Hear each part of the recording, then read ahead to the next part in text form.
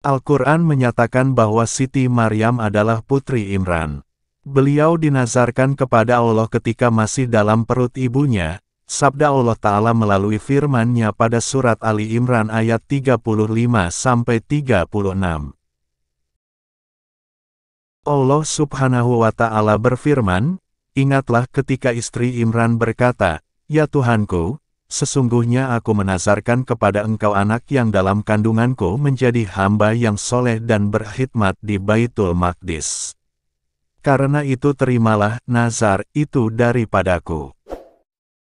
Sesungguhnya Engkaulah yang Maha mendengar lagi Maha mengetahui.'" Maka tatkala istri Imran melahirkan anaknya, dia pun berkata, "Ya Tuhanku, sesungguhnya aku melahirkannya seorang anak perempuan, dan Allah lebih mengetahui apa yang dilahirkannya itu, dan anak laki-laki tidaklah seperti anak perempuan.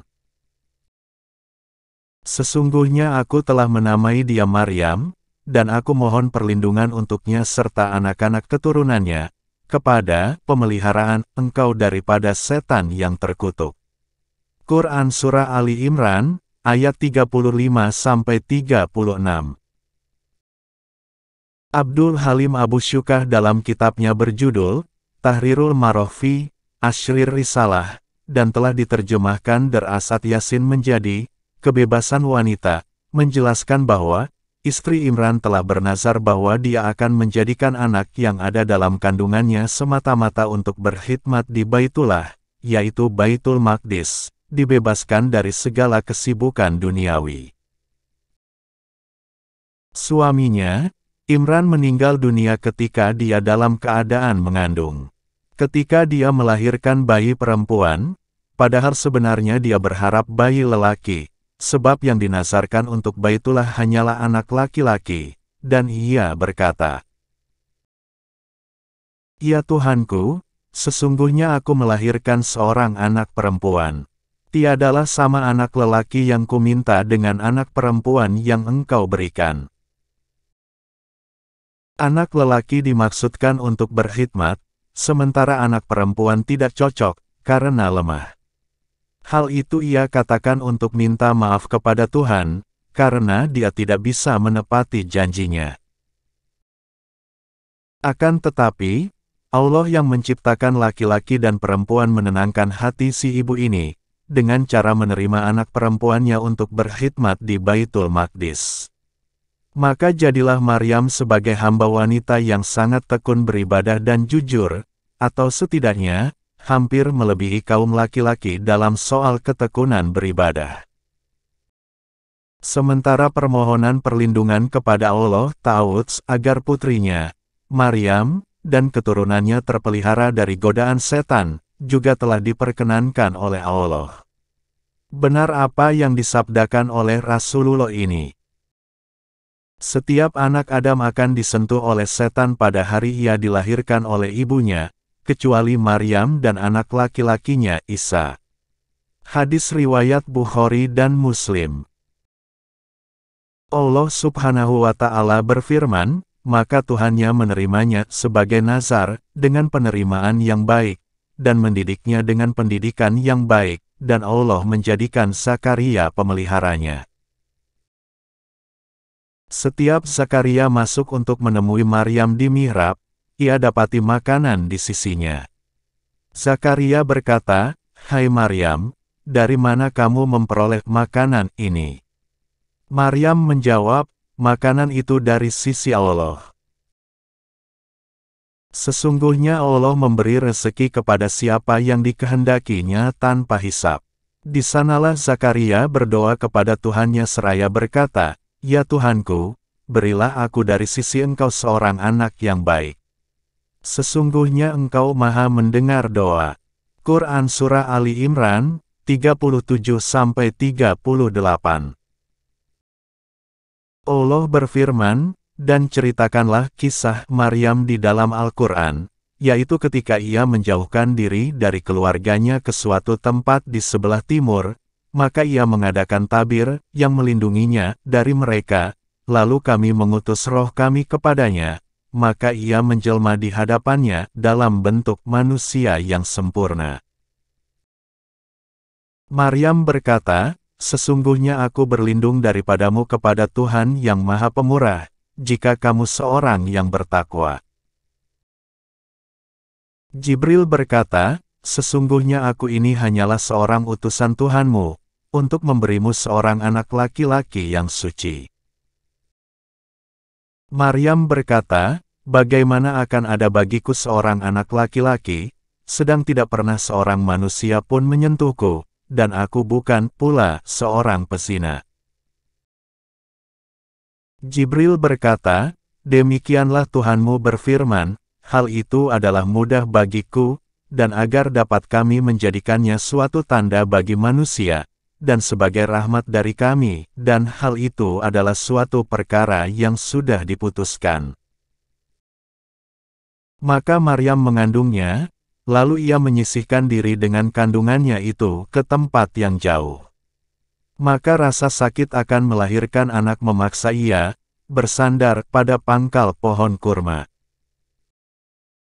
Dia berkata, "Aduhai, alangkah baiknya aku mati sebelum ini, dan aku menjadi sesuatu yang tidak berarti lagi dilupakan." Maka Jibril menyerunya dari tempat yang rendah, "Janganlah kamu bersedih hati, sesungguhnya Tuhanmu telah menjadikan anak sungai di bawahmu. Dan goyanglah pangkal pohon kurma itu ke arahmu, niscaya pohon itu akan menggugurkan buah kurma yang masak kepadamu, maka makan, minum dan bersenang hatilah kamu.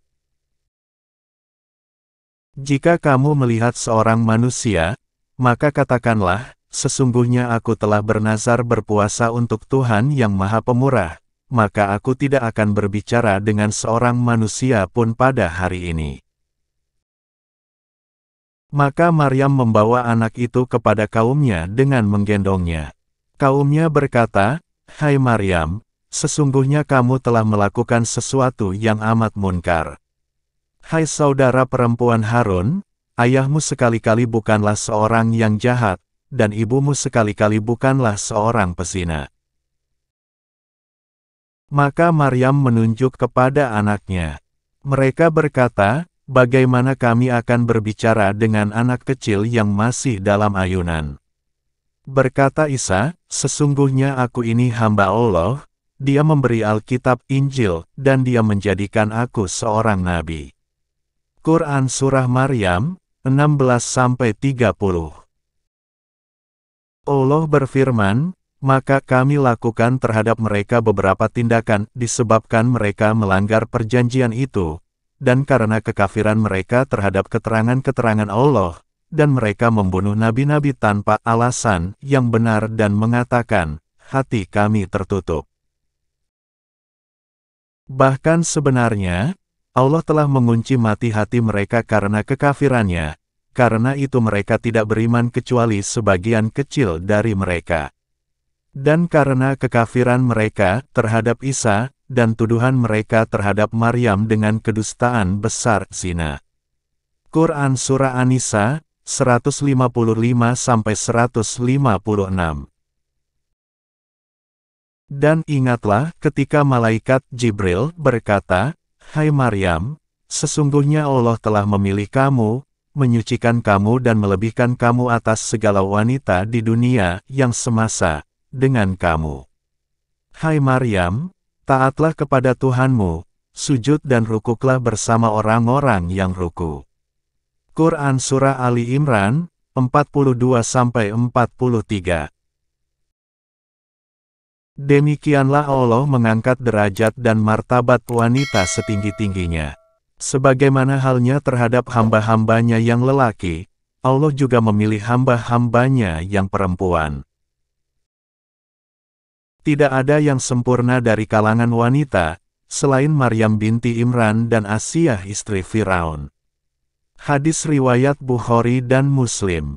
Selanjutnya, Allah menjadikan Maryam sebagai teladan dalam perjalanan hidup dan kemuliaan sifat-sifatnya. Allah berfirman, "Dan Allah membuat istri Firaun perumpamaan bagi orang-orang yang beriman, ketika ia berkata, 'Ya Tuhanku, bangunlah untukku sebuah rumah di sisimu dalam surga, dan selamatkanlah aku dari Firaun dan perbuatannya, dan selamatkanlah aku dari kaum yang zalim. Dan Maryam putri Imran yang memelihara kehormatannya, maka kami tiupkan ke dalam rahimnya sebagian dari roh ciptaan kami, dan dia membenarkan kalimat-kalimat Tuhannya dan kitab-kitabnya, dan adalah dia termasuk orang-orang yang taat. Quran Surah At-Tahrim, 11-12. Itulah sebagian kisah Siti Maryam bunda Nabi Isa dalam Al-Quran. Terima kasih telah mendengarkan. Mohon maaf jika ada kekurangan. Wassalamualaikum warahmatullahi wabarakatuh.